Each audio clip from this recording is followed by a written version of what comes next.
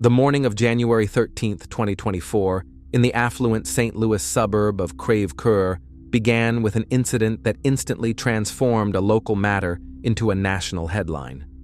At 6:39 a.m., as the winter twilight just began to give way to the first light of day, a call was placed to emergency services. The caller reported the passing of his fiancée in their shared home on Conway Drive. The man's voice sounded steady, almost professional. That man was Robert Daus, a fire captain from Maryland Heights. Lying on the bedroom floor was 39-year-old Sarah Sweeney, a successful pediatrician. To a casual observer, it appeared to be a sudden domestic tragedy, but for the Missouri State Police, this call triggered a chilling sense of déjà vu. The reality was that exactly 3.5 years prior to that day, Robert Daus had made a nearly identical call. In July of 2020, he had reported the passing of another fiancée, Grace Holland, in the exact same manner. In both instances, these young women lost their lives suddenly while alone with Daus, and in both cases, they shared wedding plans and a life with him. The passing of Sarah Sweeney in 2024 instantly shattered the theory of a tragic coincidence. The statistical probability of the same individual having two consecutive partners lose their lives under strange circumstances before the age of 40 is nearly zero. Investigators arriving at Conway Drive found the body of the young woman with no visible signs of cruel behavior or a physical struggle. However, the context of her passing forced authorities to immediately label the case as suspicious. As medical examiners began the toxicology analysis for Sarah, the public and the relatives of the first woman, Grace Holland, demanded a return to the case files from 2020. It became evident, to understand what occurred in the morning twilight of January 2024, it was necessary to examine the personality of the man who twice became the sole witness to the passing of his fiancées. To realize why the investigations regarding this man stalled for years, one must understand the scale of his family's influence in St. Louis County. Robert Daus is not merely a municipal employee. He is a representative of a first-tier dynasty of first responders. His father, Robert Daus Sr., held the position of fire captain for many years, eventually passing the role down to his son. Robert's brother, David, served in the St. Louis Police Department, though his career ended in scandal and resignation following allegations of intimate assault with intent in the second degree.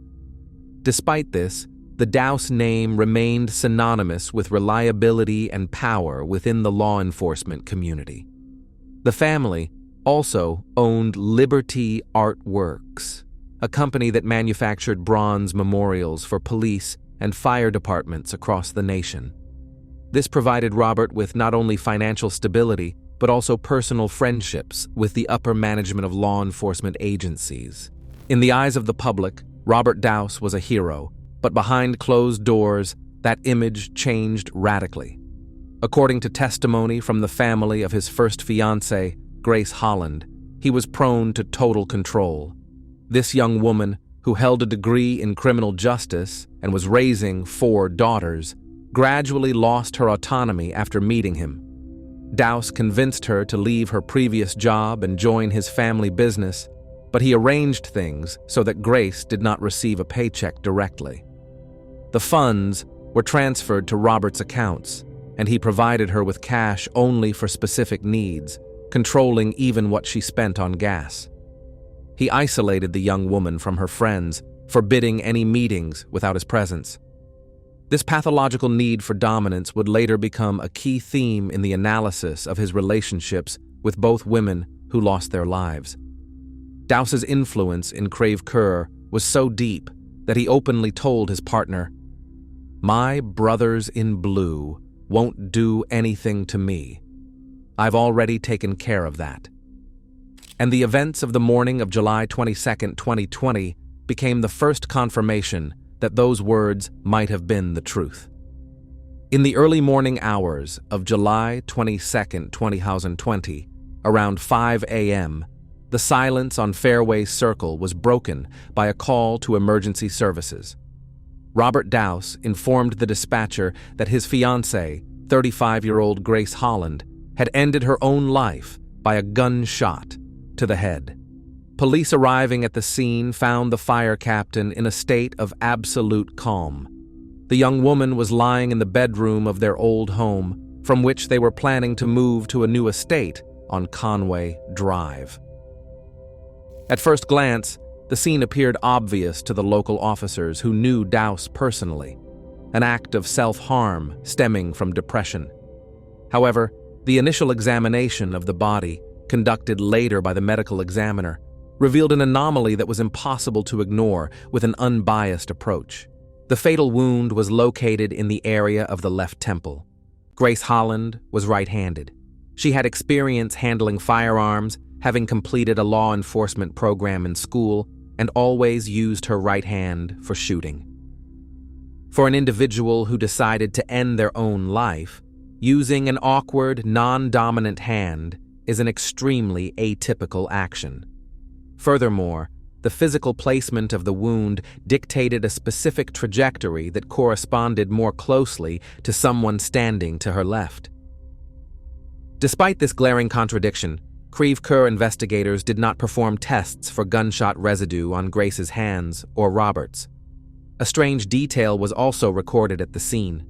A pool of blood was found on the right side of the head, even though the entry wound was on the left, which could indicate the body was moved after the shot. However, the investigation chose to trust the version of events provided by their colleague. Daus's claim that the young woman suffered from postpartum depression, allegedly due to a recent miscarriage, was taken as fact without any verification of medical records. Thus, the foundation of the investigation was laid solely on the words of the only witness whose testimony began to change almost immediately. Robert Daus's behavior on the day Grace Holland lost her life raised questions from the very first minute, reinforcing the doubts regarding the geometry of the shot.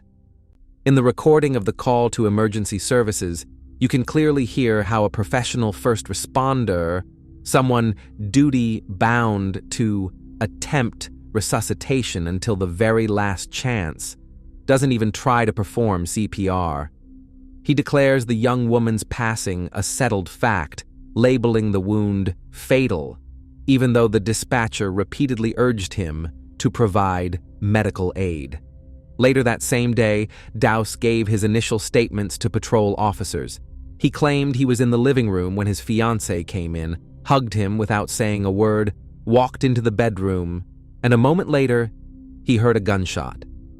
This version painted a picture of a sudden, impulsive act of self-harm while she was entirely alone. However, by the evening of July 22nd, after arriving at the police station with an attorney to provide an official statement, the fire captain radically changed the script. Now, according to the official report, he claimed he was in the bedroom with Grace. According to his new account, he was inside the tight space of the walk-in closet, sorting through their belongings. Daus specified a critical detail. He was folding and carrying stacks of clean laundry, which meant his hands were occupied with clothes. In this version, the young woman approached him from the right and pressed her head against his face for a side hug. Robert insisted that because his hands were full of laundry, he couldn't fully hug her back, and, most importantly, he failed to notice the handgun in her hands. The shot rang out literally a foot away from him at the very moment he began to turn away to continue his work. This shift in testimony was a calculated legal move. Daus, as a seasoned first responder, understood a crucial fact. Whenever a firearm is discharged, a cloud of microscopic particles, known as gunshot residue, is released, settling on the skin and clothing of whoever pulled the trigger. Had he stuck to his initial story, that he was in a completely different room, the discovery of these particles on his hands would have practically branded him the perpetrator. However, by changing his story and claiming he was standing right next to Grace, Robert Daus essentially legalized that evidence.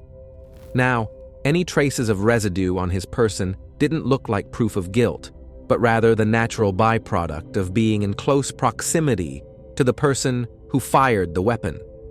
Consequently, the story about having his hands full of laundry was crafted to explain why he didn't intervene, and the new location served to justify the presence of discharged traces on his own clothing.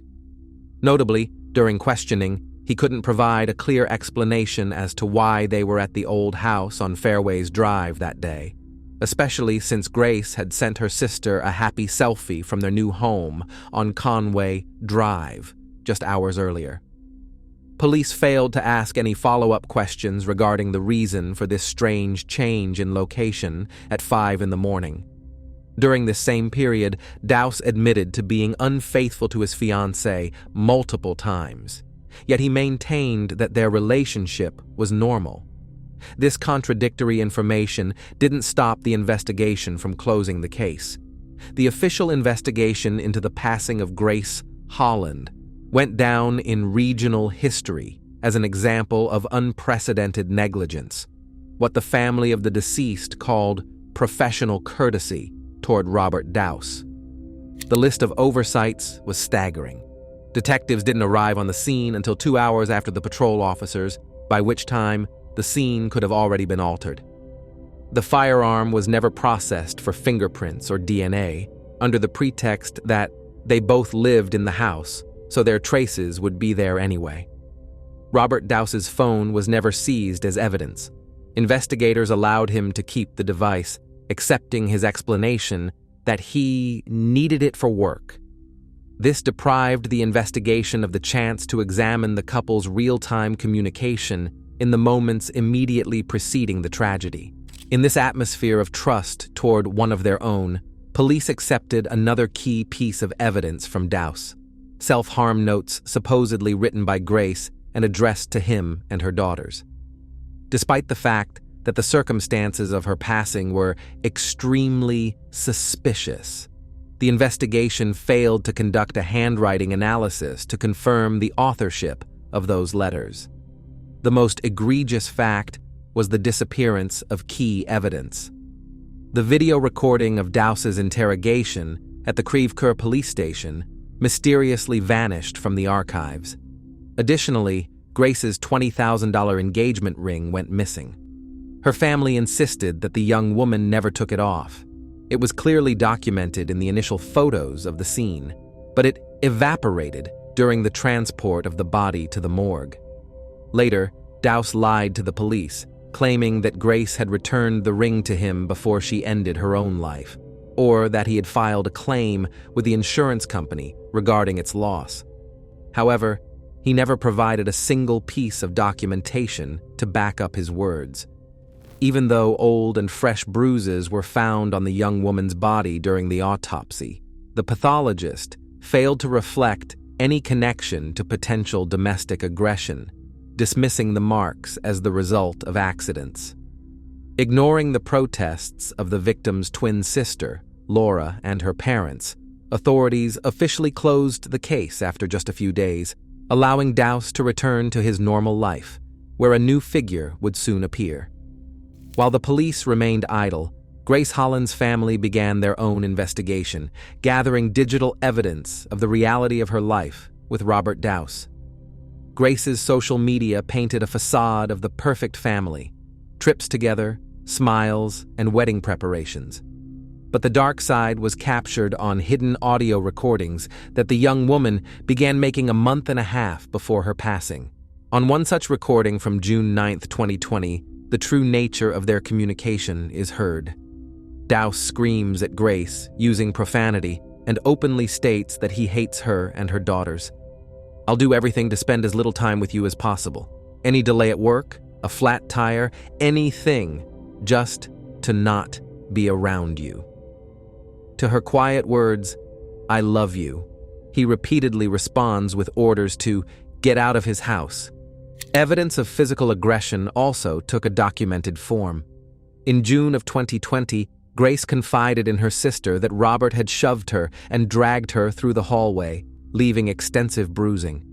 The young woman photographed the injuries, fearing for her life. Her mother, Patricia, remembered hearing Daus's voice in the background during one heated argument over the phone. "Your cop friends won't do a thing to me. You're just a crazy girlfriend, remember that." Grace even tried to seek protection from Deputy Fire Chief Mark Russell, reporting Daus's aggressive behavior, but her plea was ignored. Robert skillfully crafted a reputation for Grace as a mentally unstable woman among his colleagues, laying the groundwork for the self-harm narrative. Grace's daughters later confirmed to investigators that Daus would fly into a rage over trifles. For instance, if a sofa touched the curtains or if silverware wasn't in its proper place.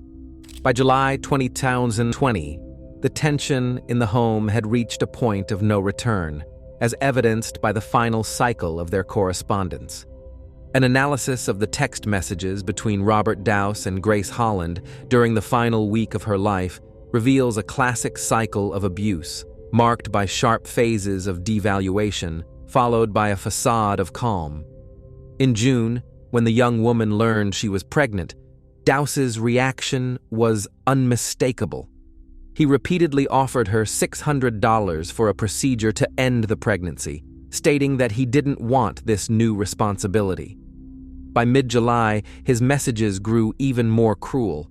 On July 16th, he wrote, "I don't want to get married. I've told you this again and again. Get out of my life."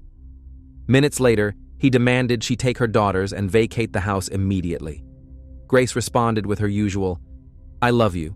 Stay safe at work." To which he bluntly replied, "Get lost." Yet, by the very next morning, Daus acted as if nothing had happened, suggesting they meet with friends and discussing furniture for their new home. This pendulum, swinging from pure hatred to everyday domestic routine, repeated daily. On July 19th, he wrote again, "I want you gone. Your things need to be moved out." On July 20th, "The thought of you sleeping in this house makes me nauseous. That's how much I hate you." And that same evening, they were having a calm conversation about which bathroom faucets would be best. This level of instability in Daus's psyche kept Grace in a state of constant stress. The final selfie of the couple in bed taken at 10 p.m. the night before her passing shows Grace smiling, completely contradicting the logic of a planned act of self-harm. Only 7 hours passed between that peaceful image and the call to emergency services. Grace's family is convinced.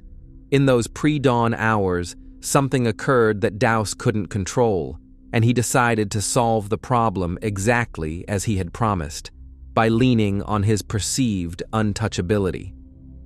After the case regarding Grace Holland was officially closed as an act of self-harm, Robert Daus's behavior was far from what you would expect from a grieving fiancé. Not only did he fail to offer condolences to her parents, but he completely scrubbed Grace's 4 daughters from his life. These young ladies, who had lived under his roof for 4 years and viewed him as a father figure, were suddenly locked out of their home and separated from their belongings. Daus blocked all contact with the Holland family and barred them from participating in the funeral arrangements to the extent they were legally entitled. While Grace's relatives pleaded with the prosecutor's office for justice, the fire captain continued to advance in his career and build a new personal life. The family's only path toward accountability was a wrongful death civil suit filed in 2021. In this lawsuit, the Hollands' legal team laid out a mountain of evidence: the impossible trajectory of the projectile, the shifting testimony, the audio recordings of threats, and the vanishing evidence. They maintained that Daus had either pushed Grace to a breaking point or committed a crime and staged the scene. During these proceedings, it came to light that the notes supposedly left behind by Grace were of highly questionable origin. A handwriting expert hired by the family concluded that the writing style and phrasing did not match Grace's at all. While this legal battle dragged on, Daus found a replacement for his fiancée. His new partner was Sarah Sweeney, a talented physician from West Virginia who had recently relocated to St. Louis. Sarah was young, successful, and driven, but she had no idea she was entering a home that had already served as the backdrop for a tragedy. The story began to repeat itself with chilling precision, including the isolation and the growing sense of dread. 39-year-old Sarah Sweeney did not fit the typical profile of a victim. A doctor of podiatry and a graduate of Barry University in Miami, she had opened her own practice in Creve Coeur and worked in an emergency department. That was where she first met Robert Daus in 2021. Before long, she moved into the estate on Conway Drive, the very home Grace once helped design. When Sarah's family learned about her partner's history and sent her articles detailing the passing of his first fiancée, she initially stood by Robert. However, by the end of 2021, Sarah's communication with her mother and stepfather had almost entirely stopped. She found herself in the same state of isolation as the woman who had lived there before her. The true reality of her life surfaced later through court records. In 2022, Sarah filed a lawsuit against her former employer, Best Foot Forward, alleging discrimination. In response, the company filed a countersuit, claiming Sarah's mental state was unstable. A key piece of evidence was an email the young woman sent to a colleague in November 2022. In it, Sarah described her life as a nightmare. She had lost her savings, her car, and her insurance, forced to live with a man she explicitly called a terrifying perpetrator. "I'm living with my perpetrator boyfriend, and it's very scary at times. I don't have a cent to my name. I've been through hell," Dr. Sweeney wrote. She also privately informed her boss that Daus showed physical aggression toward her and that she seriously feared he was involved in the passing of Grace Holland. Despite this paralyzing fear, Sarah was unable to leave due to her difficult financial situation and worsening health issues, which made her even more vulnerable to Daus. The events of January 13, 2024 brought a tragic end to Sarah Sweeney's life, but opened a new chapter into the investigation of Robert Daus's activities. The young woman's body was found in their shared home in the early morning twilight. Upon initial inspection, police found no signs of a struggle or injuries similar to those Grace had sustained. However, the autopsy results and toxicology report presented a complicated picture. The cause of death was attributed to intoxication from a cocktail of medications: oxycodone, gabapentin, and diphenhydramine. The official status of the cause of death was listed as undetermined. This meant that experts could not definitively state whether it was an intentional act to end her own life, an accidental overdose, or outside interference. The situation was complicated by Sarah's medical history. Since her youth, she had suffered from Perthes disease, and as an adult, she was diagnosed with mast cell activation syndrome. This rare condition causes severe allergic reactions, even anaphylactic shock, to ordinary triggers. Daus's attorneys and some experts suggested her passing could have been natural due to a flare-up of her condition. However, this did not explain the high concentration of oxycodone in her system. Sarah's family questioned how an experienced physician, fully aware of drug interactions and her own diagnoses, could make such a fatal error. And once again, just as in the case with Grace, Robert Daus was the only person in the house during the hours leading up to her passing. He again maintained an icy calm while reporting the loss of his second fiancée in 4 years, forcing St. Louis law enforcement to view the situation as a systemic pattern. If you look at the passing of Grace Holland and Sarah Sweeney in isolation, you could try to frame each one as a tragic accident or a personal crisis. But when you place these two cases side by side, a chilling pattern begins to emerge. In both instances, the victims were young, ambitious, and professionally accomplished women. Both fell into a state of total financial and psychological dependence on Robert Daus. In both scenarios, there was a clear isolation from family and friends. Both Grace and Sarah, shortly before they lost their lives, expressed to those around them their fear of Daus and his aggressive behavior. Criminologists are familiar with the term offender adaptation. While the first incident involving Grace Holland was loud and raised a multitude of questions regarding ballistics, the second tragedy looks like an attempt to learn from past mistakes. Robert Daus knew that Sarah Sweeney was seriously ill. In this context, a passing involving medication becomes the perfect cover. It requires no staged struggle and is easily masked as a medical error or the tragic outcome of a chronic ailment. It is a shift from brute force to the calculated use of medical records. The passing of Sarah Sweeney in 2024 served as the catalyst that forced law enforcement to admit that the 2020 investigation was handled improperly. St. Louis authorities have officially announced a renewed interest in both cases, labeling them as suspicious. Public outcry and pressure from the attorneys for the Holland and Sweeney families have forced investigators to move beyond the inner circle of firefighter friends. Questions have surfaced about why Daus, a trained professional, pronounced his fiancé's deceased both times before medics arrived and failed to render any aid. The similarity of the circumstances has become far too glaring to keep dismissing it all as a string of bad luck. As of now, in late 2025, Robert Daus remains a free man. Despite both cases being flagged as suspicious, official charges for the crime have not yet been filed. He continues to reside in St. Louis, though his reputation among the first responder community is shattered beyond repair. Grace Holland's family is refusing to back down, using the civil court system to push authorities toward an exhumation or a more exhaustive forensic review of the existing evidence. They are calling for the involvement of outside agencies, such as the FBI, alleging that the local Creve Coeur police may still maintain ties to the Daus family. The story of Grace and Sarah has become a grim reminder of how easily a man in uniform can manipulate a system designed to protect its citizens.